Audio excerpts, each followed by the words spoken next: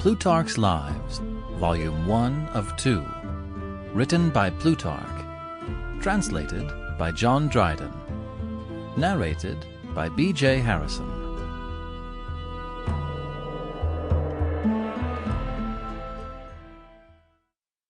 Theseus. As geographers, or socios, crowd into the edges of their maps parts of the world which they do not know about, adding notes in the margin to the effect that beyond this lies the sandy deserts full of wild beasts, unapproachable bogs, Scythian ice, or a frozen sea. So in this work of mine, in which I have compared the lives of the greatest men with one another, after passing through those periods which probable reasoning can reach to and real history find a footing in, I might very well say of those that are farther off, beyond this there is nothing but prodigies and fictions. The only inhabitants are the poets and inventors of fables. There is no credit or certainty any farther. Yet, after publishing an account of Lycurgus the lawgiver and Numa the king, I thought I might, not without reason, ascend as high as to Romulus, being brought by my history so near to his time.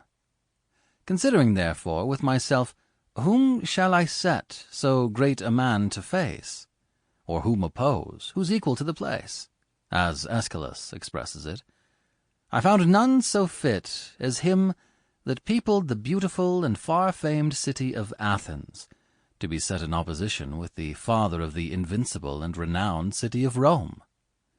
Let us hope that fable may, in what shall follow, so submit to the purifying processes of reason as to take the character of exact history. In any case, however, where it shall be found contumaciously slighting credibility, and refusing to be reduced to anything like probable fact, we shall beg that we may meet with candid readers, and such as will receive with indulgence the stories of antiquity.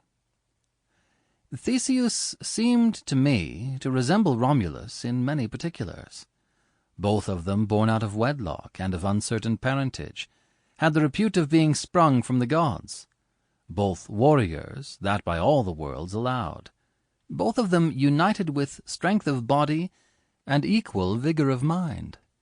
And of the two most famous cities in the world, the one built Rome, and the other made Athens be inhabited. Both stand charged with the rape of women. Neither of them could avoid domestic misfortunes, nor jealousy at home. But towards the close of their lives are both of them said to have incurred great odium with their countrymen, if, that is, we may take the stories least like poetry as our guide to the truth. The lineage of Theseus by his father's side ascends as high as to Erechtheus and the first inhabitants of Attica.